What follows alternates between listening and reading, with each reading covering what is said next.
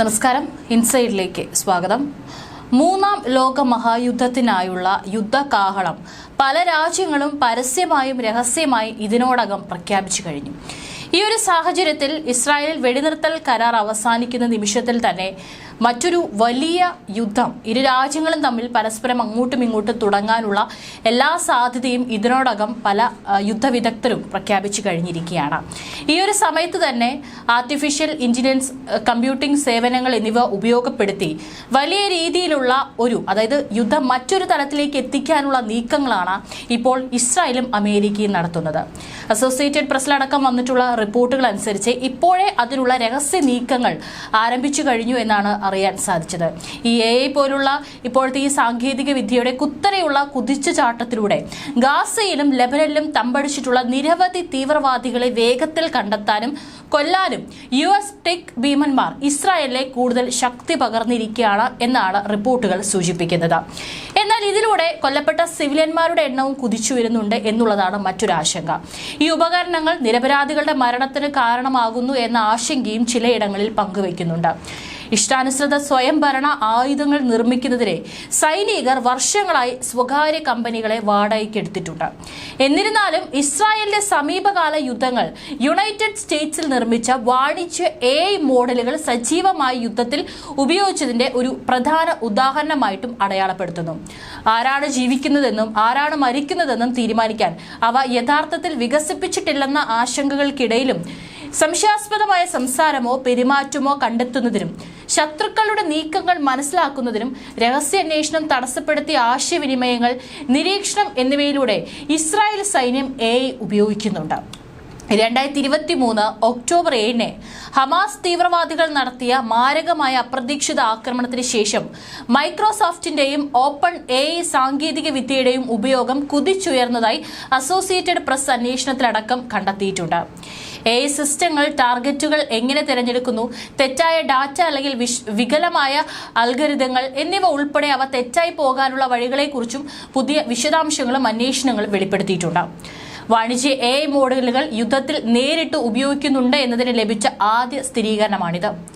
AI now ഇൻസ്റ്റിറ്റ്യൂട്ടിലെ chief AI സയന്റിസ്റ്റും open AIയിലെ മുൻ senior safety എഞ്ചിനീയറുമായ ഹെയ്ഡി ഗലാഫ് പറഞ്ഞിരിക്കുന്നത് ഇപ്രകാരമാണ്: ഇത്തരം അനീതിപരവും നിയമവിരുദ്ധവുമായ യുദ്ധം മുന്നോട്ട് കൊണ്ടുപോകുന്നതിൽ സാങ്കേതിക വിദ്യയുടെ പങ്കിന് പ്രത്യാഘാതങ്ങൾ വളരെ വലുതാണ് എന്നാണ് പറഞ്ഞിരിക്കുന്നത്. എന്നാൽ പ്രസിഡന്റ് ഡൊണാൾഡ് ട്രംപിന്റെ കീഴിൽ US ടെക് ടൈറ്റൻസ് പ്രമുഖ റോളിലേക്ക് ഉയരുമ്പോൾ കണ്ടെത്തലുകൾ ഓട്ടോമേറ്റഡ് യുദ്ധത്തിന്റെ ഭാവിയിൽ പല ചോദ്യങ്ങളും ഉയർത്തുന്നുണ്ട്. ഇസ്രായേലി സൈന്യവുമായുള്ള തങ്ങളുടെ പങ്കാളിത്തം വളരുമെന്നാണ് മൈക്രോസോഫ്റ്റും പ്രതീക്ഷിക്കുന്നത്. ലോകമെമ്പാടും ഉയർന്നു വരുന്ന ഈ സാങ്കേതിക വിദ്യകളുടെ ഉപയോഗം നിർണ്ണയിക്കാൻ ഇസ്രായേലിൽ സംഭവിക്കുന്നതും സഹായിച്ചേക്കാം. മൈക്രോസോഫ്റ്റിന്റെയും ഓപ്പൺ AI ആർട്ടിഫിഷ്യൽ ഇന്റലിജൻസിന്റെയും ഇസ്രായേൽ സൈന്യത്തിന്റെ ഉപയോഗം കഴിഞ്ഞ മാർച്ചിൽ 200 മടങ്ങ് വർദ്ധിച്ച് ഒക്ടോബർ 7 ആക്രമണത്തിന് മുമ്പുള്ള ആഴ്ചകളേക്കാൾ 200 മടങ്ങ് ഉയർന്നതായി കമ്പനിയുടെ ആഭ്യന്തര വിവരങ്ങൾ അവലോകനം ചെയ്യുന്നതിലും AP കണ്ടെത്തിയിട്ടുണ്ട്. മൈക്രോസോഫ്റ്റ് സെർവറുകളിൽ അത് സംഭരിച്ച ഡാറ്റയുടെ അളവ് ആ സമയത്തിനും 2024 ജൂലൈക്കുമിടയിൽ ഇരട്ടിയായി 13.6 പെറ്റാബൈറ്റിലധികമായിട്ടുണ്ട്. ഓരോ പുസ്തകവും ലൈബ്രറി ഓഫ് കോൺഗ്രസിൽ സൂക്ഷിക്കാൻ ആവശ്യമായ ഡിജിറ്റൽ മെമ്മറിയുടെ ഏകദേശം 350 മടങ്ങ്.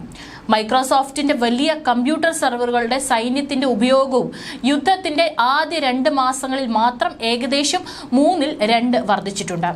ഏതായാലും വെടിനിർത്തൽ കരാറുകൾ അവസാനിക്കുമ്പോൾ പുതിയ ഒരു തലത്തിലേക്കുള്ള യുദ്ധത്തിന് തയ്യാറെടുക്കുകയാണ് രാജ്യങ്ങൾ. അമേരിക്കയും ഇസ്രായേലും ചേർന്ന് ഒരു AI ടെക്നോളജി ഉപയോഗിച്ചുകൊണ്ട് വലിയൊരു തലത്തിലേക്കാണ് യുദ്ധത്തിന്റെ രഹസ്യ നീക്കങ്ങൾ നടത്തിക്കൊണ്ടിരിക്കുന്നത്. അതിന്റെ പ്രത്യാഘാതങ്ങൾ എത്രത്തോളം വലുതായിരിക്കും എന്ന ആശങ്ക കൂടി ഉയരുന്നുണ്ട്. നമുക്കറിയാം, ഇന്ന് AI ടെക്നോളജി എല്ലായിടത്തും വളർന്നുകൊണ്ടിരിക്കുകയാണ്. പല കാര്യങ്ങളിലും നമ്മൾ AI ടെക്നോളജി ഉപയോഗിക്കുന്നുണ്ട്. ഇപ്പോൾ യുദ്ധത്തിലും വ്യാപകമായി AI ടെക്നോളജി ഉപയോഗിക്കാനുള്ള തയ്യാറെടുപ്പിലാണ് അമേരിക്കയും ഇസ്രായേലും.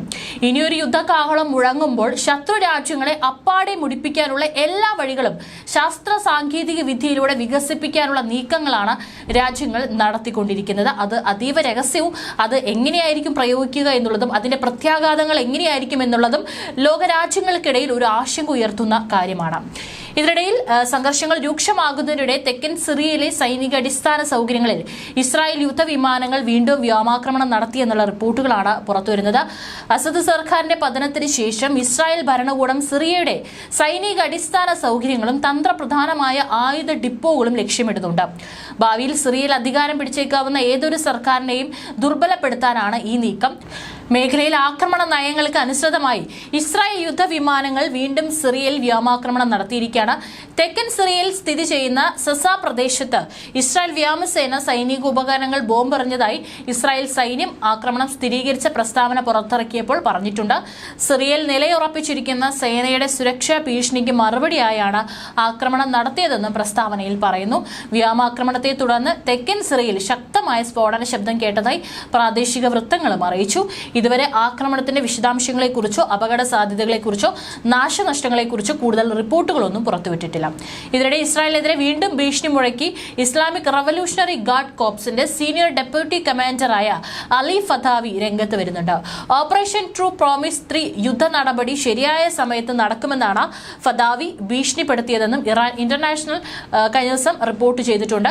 കഴിഞ്ഞ വർഷം ഏപ്രിൽ ഒക്ടോബർ മാസങ്ങളിൽ ഇറാൻ ഇസ്രായേലിന് നേരെ മിസൈലുകൾ ഉപയോഗിച്ചിരുന്നു. എന്നാൽ ഇസ്രായേലിന്റെ അയൺ ഡോം പ്രതിരോധ സംവിധാനം 90%-ലധികം മിസൈലുകളും ആകാശത്ത് വെച്ച് നശിപ്പിച്ചു. എന്നാൽ ഇപ്പോൾ വീണ്ടും IRGCയുടെ ഫതാവി ഇസ്രായേലിനെ ആക്രമിക്കുമെന്ന് പ്രഖ്യാപിച്ചിരിക്കുകയാണ്. ലോകത്തിലെ ദുഷ്ടന്മാർ നമുക്കെതിരെ യുദ്ധം ചെയ്യാത്ത ഒരു ദിവസം പോലും ഇതുവരെ കടന്നു പോയിട്ടില്ലെന്ന് ഫതാവി പറഞ്ഞതായിട്ടാണ് റിപ്പോർട്ടുകൾ. അമേരിക്കയെ ഏറ്റവും വലിയ പിശാചായി വിശേഷിപ്പിച്ച ഫതാവി നമുക്കൊപ്പം യുദ്ധം ചെയ്തവരും അവർക്കൊപ്പം ഉണ്ടെന്ന് പറഞ്ഞു. ഇറാന്റെ സ്ഥാപകൻ അയത്തുള്ള റുഹുള്ള ഖമേനിയാണ് 1979 നവംബർ 5-ന് അമേരിക്കയെ ഏറ്റവും വലിയ പിശാചും മുറിവേറ്റ പാമ്പുമാണെന്ന് ആദ്യമായി വിശേഷിപ്പിച്ചത്. അതേസമയം ഇറാൻ ഇപ്പോൾ ഒരു യുദ്ധം തുടങ്ങാൻ ധൈര്യപ്പെടുന്നത് എന്തുകൊണ്ടാണെന്ന് പരിശോധിച്ചാൽ നിരവധി കാര്യങ്ങൾ മനസ്സിലാക്കാനായിട്ട് സാധിക്കും. ഇറാൻ ഒരു ആണവ ബോംബ് സ്വന്തമാക്കാൻ ആഗ്രഹിക്കുന്നു എന്നത് ശ്രദ്ധേയമാണ്. എന്നാൽ അമേരിക്കയും ഇസ്രായേലും ഒരു ഇസ്ലാമിക രാജ്യത്തിനും ആണവ ബോംബ് പോലുള്ള മാരകമായ ബോംബ് ഉണ്ടാക്കാൻ ആഗ്രഹിക്കുന്നില്ല. അവർ അതിനെ തടയാൻ നിരന്തരം ശ്രമിക്കുന്നു. അമേരിക്ക ഇറാന് മേൽ ഒന്നിനു പുറകെ ഒന്നായി ഉപരോധങ്ങൾ ഏർപ്പെടുത്തുകയാണ്. എന്നാൽ സമാധാനത്തിന്റെ വഴി എന്നോണം ഇറാനെ ആക്രമിക്കുന്നതിനെ കുറിച്ചുള്ള തന്റെ പ്രസ്താവനയിൽ നിന്ന് ഡൊണാൾഡ് ട്രംപ് അടുത്തിടെയേറെ പിന്നോട്ട് പോയിരുന്നു. ഇറാനിൽ ബോംബിട്ട് നിരപരാധികളെ കൊല്ലാൻ ഞങ്ങൾ ആഗ്രഹിക്കുന്നില്ലെന്നും അദ്ദേഹം പറഞ്ഞു. ആണവ ബോംബ് സ്വന്തമാക്കാനുള്ള പിടിവാശി ഇറാൻ ഉപേക്ഷിക്കണമെന്നും ആഗ്രഹിക്കുന്നു. ഇതിനായി നമ്മൾ ചർച്ചകൾ നടത്തും. ഇറാൻ ഒരു മഹത്തായ രാജ്യമായി മാറണമെന്ന് ഞാൻ ആഗ്രഹിക്കുന്നു. പക്ഷേ ആണവായുധങ്ങൾ ഇല്ലാത്ത രാജ്യമായി മാറണമെന്നാണ് തന്റെ ആഗ്രഹമെന്നാണ് ഡൊണാൾഡ് ട്രംപ് പറഞ്ഞിരുന്നത്. അതേസമയം ഇറാന്റെ ആണവായുധ ഭീഷണിയെ പരസ്യമായി എതിർക്കുന്ന ഇസ്രായേൽ പ്രധാനമന്ത്രി ബെഞ്ചമിൻ നെതന്യാഹു ഈ വർഷം ഒക്ടോബറോടെ ഡൊണാൾഡ് ട്രംപുമായുള്ള ആണവ കരാർ അന്തിമമാക്കിയില്ലെങ്കിൽ ഇറാൻ ആക്രമിക്കുമെന്ന് ഭീഷണിപ്പെടുത്തുകയും ചെയ്തു.